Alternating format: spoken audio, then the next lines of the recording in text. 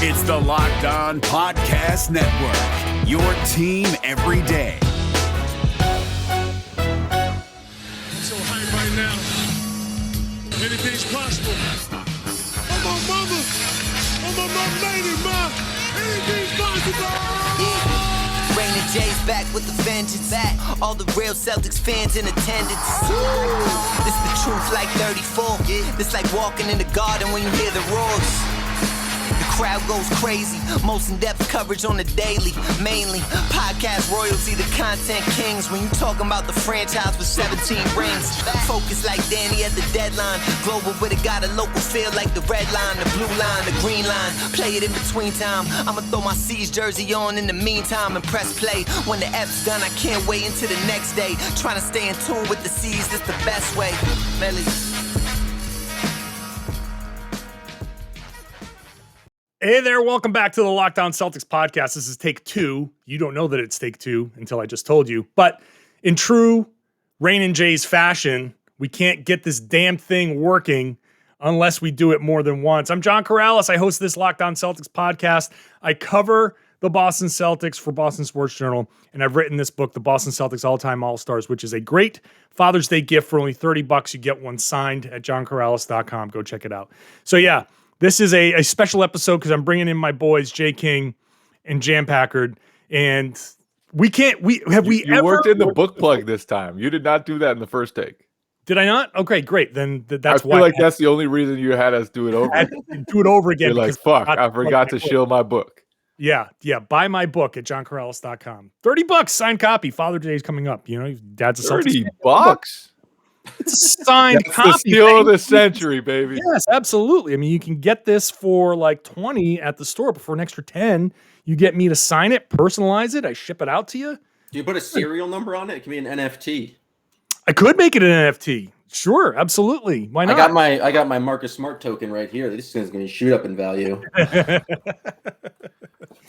So, all right. So we're doing this for real now. The podcast takes now for real. So the Celtics. I'll re-ask the question that I was asking before. Celtics beat the Washington Wizards, and I was asked the question after the game, like how excited, how, you know, where do the Celtics stand? So I posed this question because people like things ranked by number. If 0 is rock bottom for the Celtics and 10 is everything is fixed, where do we feel the Celtics are after that win over Washington? Jay King. They are winners of a playing game, and that's it. Your second pick, and you still couldn't give me anything better than that answer. He asked you for a number. It's the only answer necessary. There is no number necessary. Requires numbers. Jay. They won a playing game. I'll give you a number 7. That's their seed in the Eastern Conference. They are probably going to get smacked by the Nets. The most promising thing from the Wizards game, though, was that the defense actually looked pretty good and followed the game plan. And there was the first time all season the Celtics shot less than 40% from the field and won a basketball game. And it happened in a game that actually meant something. So if you're going to talk yourself into the Celtics, it's going to be that the defense has to be much, much better, even though Jaylen Brown is out. And that Jason Tatum can go absolutely nuclear against the Nets defense, which I guess is possible. I tend to think that the Celtics, like a good outcome from this series for the Celtics would be that Tatum goes toe-to-toe with KD and James Harden and has like an I'm here type of series where he doesn't win, but shows like, okay, I may not be on these guys' levels yet, but I'm closer than a lot of you thought before this series. 2, Kemba Walker continues to score like he has recently. His resurgence has been very impressive of late. And 3, like at least one of the young guys shows a little sign of life. I don't think they're going to win the series or even come too close, but if it's to be considered a successful series, like those are the boxes I'd want to check if I'm the Celtics. Hey, today's episode is brought to you by Michelob Ultra at only 2.6 carbs and 95 calories. It's only worth it if you enjoy it. Sam, we got to sit next to each other last night, which was a nice little treat. I wasn't expecting that when I got there. Are you willing to play the numbers game here? Yes, I have a number in mind. I know how to host a podcast, and when you ask a number question, you'd like the person to give a number in response. Just give me one number. My initial response was going to be 5 because that's the kind of cop-out answer. Basically, what Jay was doing, but I actually put a number to it because the Wizards just weren't good last night. Like Bradley Beal was okay in the second half. He only scored 9 points. Russell Westbrook was just not good and was not really aggressive. I don't know how much credit the Celtics defense gets for just these long stretches where it didn't feel like they were forcing turnovers or doing like just great stuff to the Wizards. It just felt like the Wizards were bad. And then, I don't know, Tristan Thompson, I think, had a decent second half, but he's going up against a bunch of Wizards bigs. I think Rob Williams being out, and I don't know, him returning to the game felt pretty foolish, and I don't know what's going to happen with his turf toe moving forward. And so that was so dumb to have him play after halftime.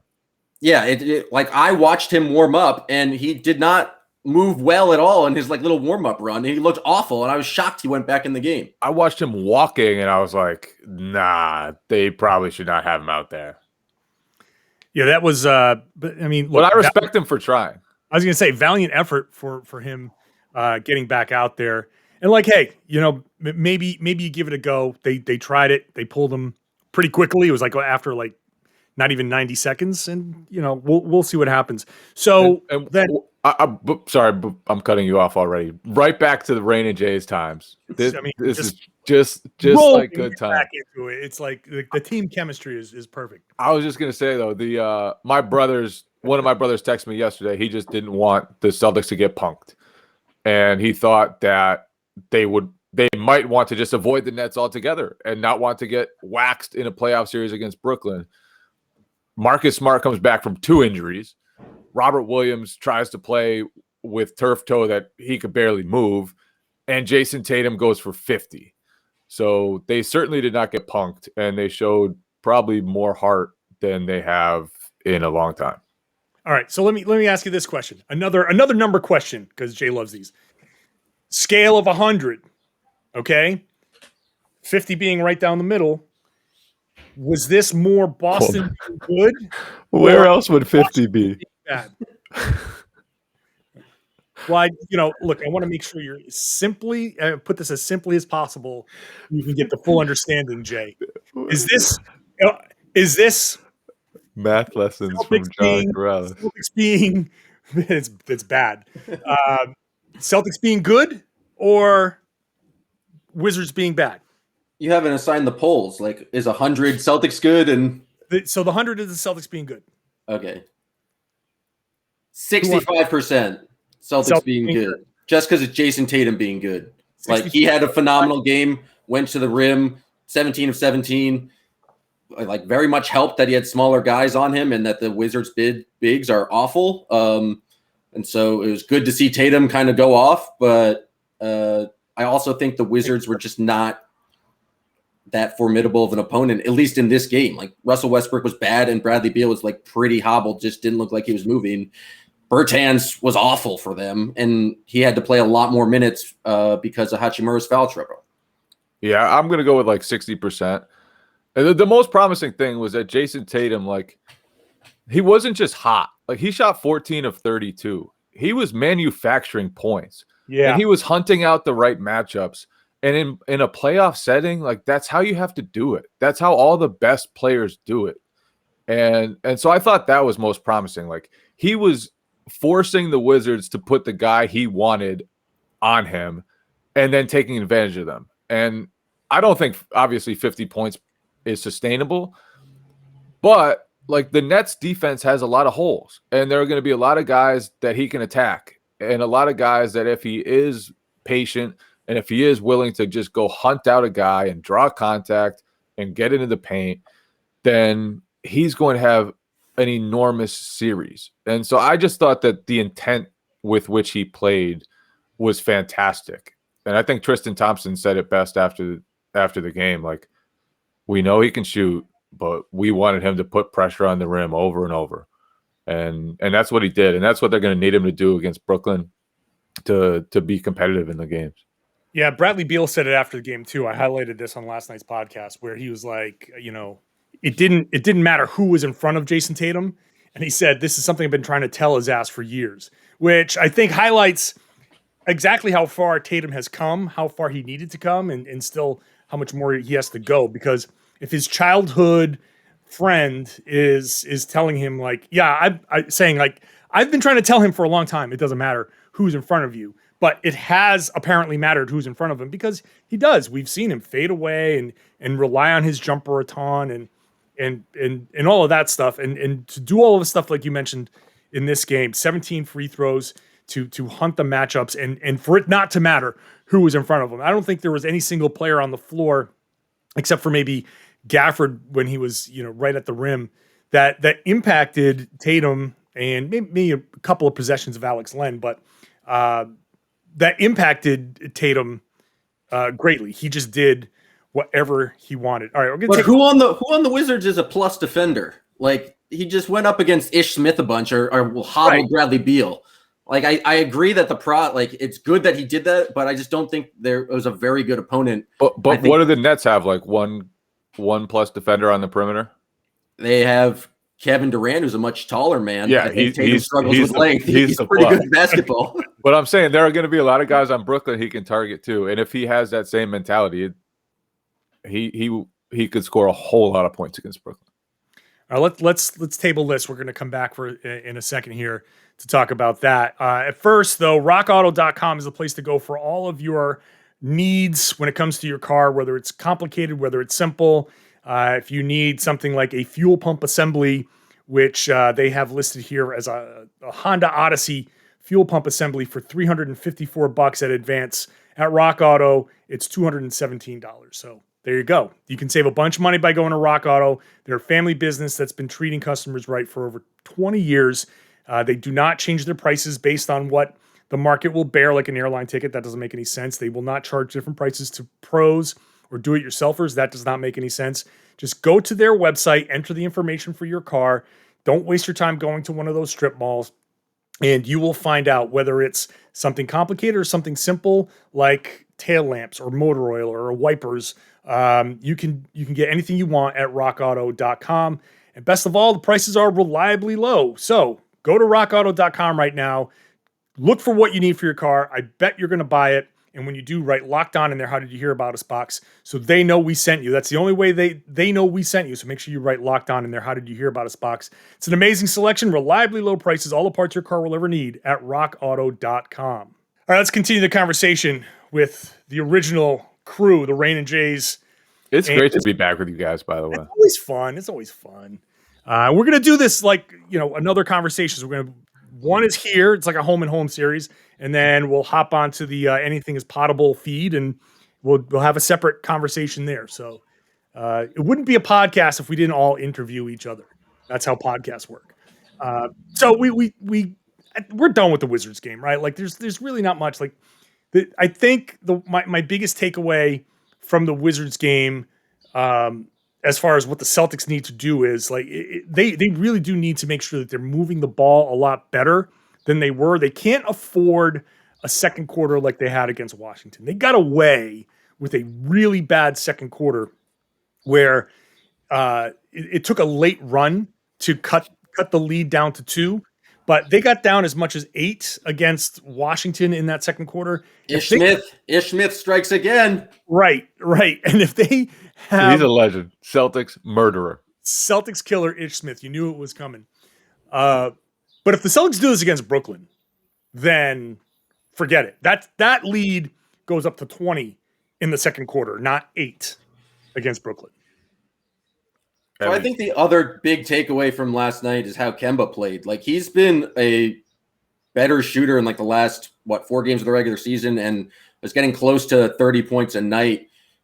Just him knocking down threes is going to be important because you need someone who also scores. It feels like Marcus Smart is hobbled, and like I just don't know how much you can expect from him on the offensive end. I'm sure he's going to knock down like 7 threes in a game now, but Fournier does some nice things, but he's just not like a volume scorer. But Kemba knocking down multiple threes in a night, doing a Walker wiggle, I think that's good. Like, that's just generally a good sign for the Celtics if they want to have any chances keeping up with the Nets offense. Yeah, he's averaged close to 30 points for what his last like 8-9 games. And that's like so far away from where he was for most of the season. Like I think he matched or surpassed his season high like 4 times during that stretch. And like with Tatum, like there are going to be matchups he can exploit against Brooklyn too. And I think it's going to be a very high scoring series. I don't think the Celtics have enough firepower at all. But in those two guys, they have 2 high-powered scorers and 2 guys who are going to need to be like, they had, 78 combined points against Washington. They're not going to have to be that high, but what do they have to average? Like 65 between them? Like how high does it have to be? It has to be so high. Speaking of numbers, it has to be, but it has to be up there. Like you need one of those guys to be dropping like 30 every single night. And then you need both of them at this point to both score 30, I think, with the state of the Celtics offense. And the state of the Nets offense. Right. So Kemba's going, and you're right. He's cooking. He had that shimmy. He had, after that last 3-pointer that he hit to just make it officially garbage time, he did like a little hop, and he was really hooting and hollering out there. So he's feeling it. He's having fun. This is like old school Kemba. Like he's back to being himself. Which, side note, I hope that people who wrote him off early can like appreciate that it took some patience to get him back to this point. Now, I don't know what that's going to mean for his future if he just never ever plays a back-to-back ever again, or what. And I'm not saying that the Celtics even will or should keep him in the future. Like, I don't know what's going to happen this offseason. That's an entirely different conversation. But the plan, the patience that it needed to get Kemba Walker back to this point, like this was necessary. And so they have him kind of moving forward. In fact, this is almost like when Gordon Hayward tried to come back that year after he broke his foot, and we kept saying they just need to get him healthy for the playoffs. And it didn't work for Gordon Hayward, but it worked here for Kemba Walker. So that's great. That's a big obvious positive for them. Even if he's not defending well, you try to take advantage of Kyrie, and hopefully those two cancel each other out. You hope Tatum can go out there and cancel one of Durant or James Harden out to some degree. I don't know if it's going to be possible, but close. How do the Celtics cancel out James Harden? And then we also have the issue of like Joe Harris, being a big time scorer. Can Evan Fournier step up and at least be part of that solution? Hypothetically, he can. Sure. I believe in Evan Fournier. But his playoff performances have not exactly been great. He's also been part of bad playoff. He's been on the Magic. I mean, it's still pretty difficult. And he's been in a situation where he was up against typically a 1 seed, and he was the primary focal point of the defense. This is a totally different situation where even with Jaylen Brown out, he's the very clear third option in the Celtics offense. So I expect him to be more efficient than he has been in the past in the playoffs. And one of those playoff runs, he was injured and banged up and was trying to play through a lot of stuff. So I think he'll be fine offensively. The issue is for the Celtics is that they were thin on wing defense to begin with, and then lost Jaylen Brown, and now they have to deal with a team that has Kyrie, Kevin Durant, and James Harden. And so there's going to be a lot of stress on Fournier. There's going to be a lot of stress on Aaron Nesmith and Shemi Ojeleye and Grant Williams. And I just don't know how you can deal with Brooklyn's superstar trio. Like, it's just it would take a great defense to slow those guys down, and the Celtics are very far away from that. Yeah, I mean, look, I'm not exactly putting a lot of hope in what the Celtics can bring is anybody having any realistic expectations? If there's any point here where the Celtics can take a game, maybe it's game 1. Marcus Smart has to take 7 charges on James Harden. His charge at halftime. It was epic. That was ambitious, man. That was wild. I don't know if I've seen a charge taken that was just more audacious than that. To get in front of a guy stepping up for a half-court shot like that was, I mean, I don't know if I've never seen that before. Yeah, I think it was pretty clearly the wrong decision. Oh, yeah. It's an awful choice. He had so much more to lose than to gain by doing that, but it worked out. And only Marcus Smart would have even tried that. Maybe Grant Williams would have tried it, but Grant Williams definitely would have committed a foul. Oh, yeah, but Grant Williams would have screwed that up. But that was a purely Marcus Smart play. And we can go around individually. You know what really sucks is that I think Robert Williams could have been a difference maker, not in the sense that he could have swung the series, but he would have made things a lot more difficult for the one weakness that Brooklyn has with its bigs. Is, they would have had trouble guarding Robert Williams. And if he can't get back to, and he won't, let's be clear. He has turf toe that he aggravated in this game. It's not going to get better by Saturday. This is the Thursday show. He's not going to be better by Saturday. Can he be good enough? Can they do something with that toe to make it feel good enough where he can be some semblance of himself? Like, having him fully healthy would have at least made, I could have at least made the point like, hey, the Celtics might make the Nets sweat a little bit here with the pressure that he could put on the rim. And if you have to account for him, then that opens up some guys on the outside. Maybe the Celtics can get hot and steal a game or two. But without Robert Williams, they just don't have that dynamic. And you put Tristan Thompson in his place and you lose the one obvious advantage that you had. Remember when Tristan Thompson guarded Kevin Durant as the primary defender in a game earlier this season? What did the Celtics lose that game by? 40? Many. It was a bet. It was like the first game of the season, right? Yeah. They really had Tristan just match up against Kevin Durant. That's where the Celtics were at the beginning of the season with their double big lineup. Did they sign Tristan Thompson thinking that was in his bag? Like, I don't think so. We're going to get a great perimeter defender. Let's before I take the next break here, the Nets are favored by 7.5 points in game one. Where are you laying your money down?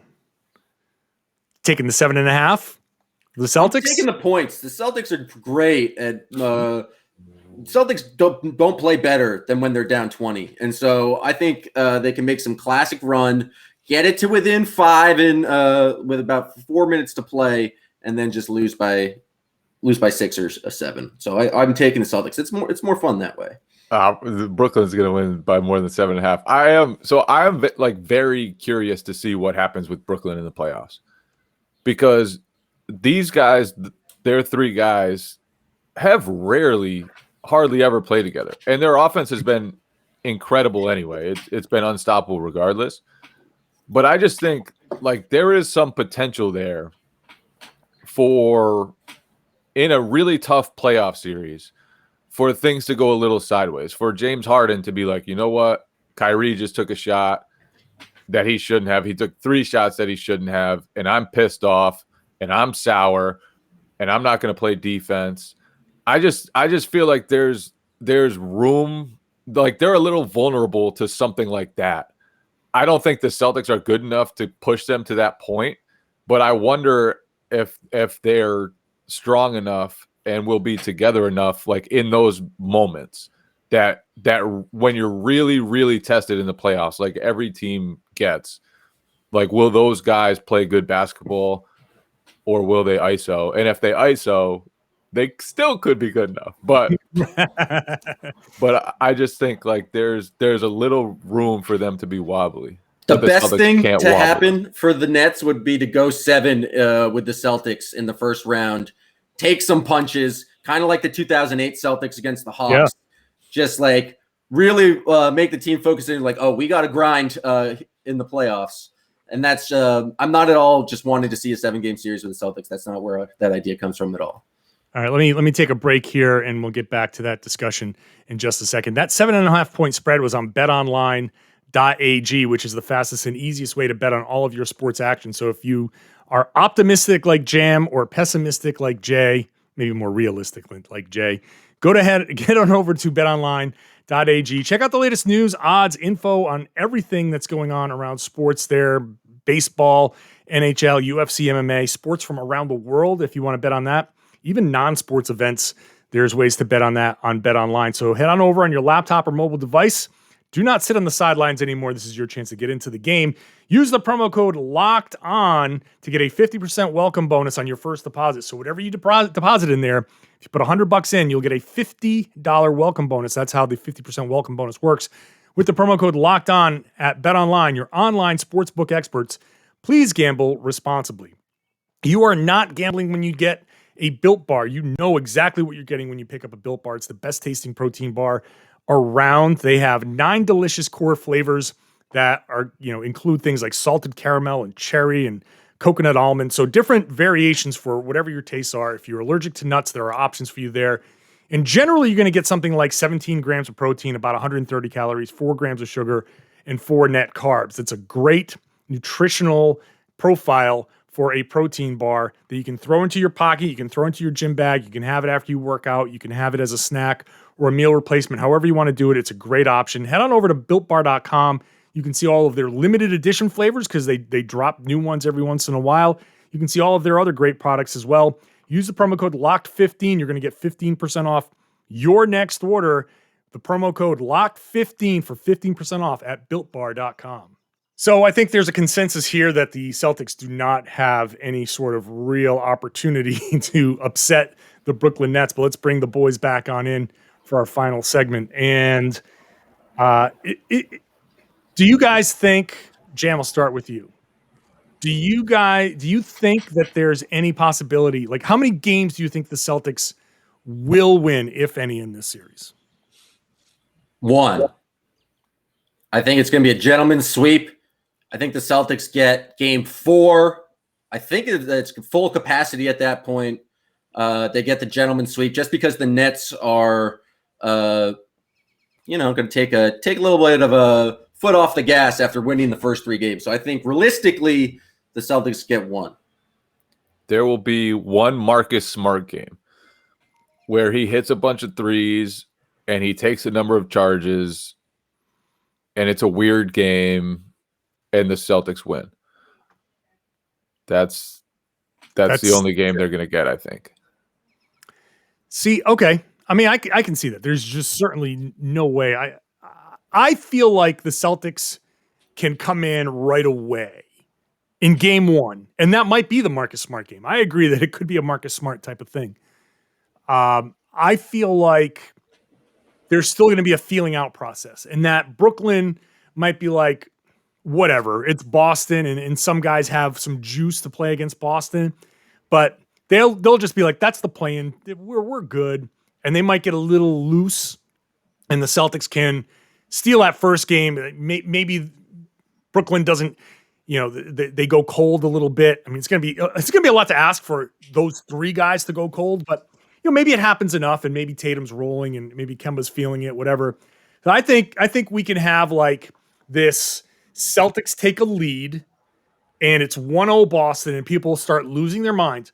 And I thought that the Celtics were going to win. I thought they were going to beat Washington pretty easily.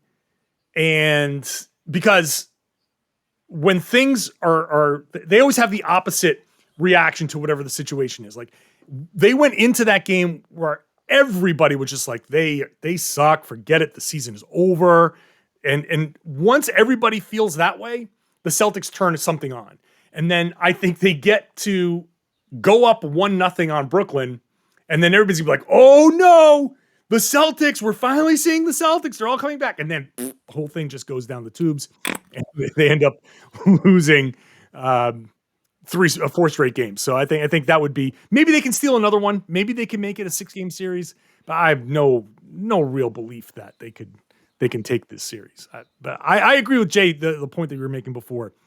Brooklyn's run to what could be a title, they're certainly title contenders, is going to be so fascinating because we don't know what those three guys are going to act like on the biggest stage. We know they all want that biggest stage, but what's going to happen there? And is James Harden going to revert to some of that, the bad James Harden playoff stuff? How's that going to interact with these guys? This could either go like perfectly for them, or there could be like a real big misstep somewhere along the way. Yeah, and I think they haven't really been challenged yet. And like and I think they fit a lot better basketball-wise, those three guys, than everybody gave them credit for. Like Harden's just a ridiculous passer. And obviously that part of his game hasn't gotten enough credit. But he is an extremely gifted playmaker. And when he focuses on that and when he has so many options around him, like he can really, really guide an offense. Like to me, he's their toughest player to defend, like as a full defense, because KD will give anyone buckets. Seems pretty tough to defend that guy. Yeah, but Harden will just pick you apart. And when you're debating whether Kevin Durant is the toughest to stop on a team, like you know they're pretty damn good. But so I think they fit a lot better than most people gave them credit for. But I still think like they haven't been challenged yet. And it's totally different when you're in a playoff series and there's so much on the line and then you get challenged. And you haven't done it before with that group. And maybe they'll be fine. It doesn't matter at all. Hello. Against the Celtics. His name is Kevin Durant. You know who he is. Like, he was the best player in 2 consecutive finals. Like, he's like the second best player in the league when healthy. You have him on your team. He's just shown success in the playoffs. And you have James Harden and you have Kyrie Irving. I don't know if it really matters. Like, I just think they're going to continue scoring. Like, when the playoffs slow down and you like need half-court basketball, who do you want on your team to get a bucket more than Kevin Durant and James Harden? I just think I think it's just a cakewalk for them in the East. I think they just go all the way. I mean, it could be. Like, they're certainly my clear favorite. Brad Stevens agrees with me. Brad Stevens said after the game he doesn't imagine them losing. Yeah, well, that was a funny line. It's certainly like the possibility of them getting to the NBA. Like there's a high probability of them getting to the NBA finals and winning. But there is also, look, they haven't been healthy all year. And so does something like that pop up? Does that hamstring kind of flare up for Harden? Does that, and that might not even matter either. They seem to navigate that pretty well. I thought like a lot of people have made something of that moment where Kyrie was like, you know what? Harden's our point guard. I'm just going to be the shooting guard. That was like, I don't know if a turning point, but that was a flashpoint in their season where it was very obvious that those guys were settling into roles and that Kyrie understood that his best role on that team was to be an ISO scorer and kind of work off the ball, and that Harden's passing is going to be the best use of Harden because that just sets up everything else. But I still wonder when the spotlight hits, when it's an ABC game, is it one of those guys going to do something that ruffles the other guys, and does that create enough of a fissure to derail them? And I'll wrap it up with this.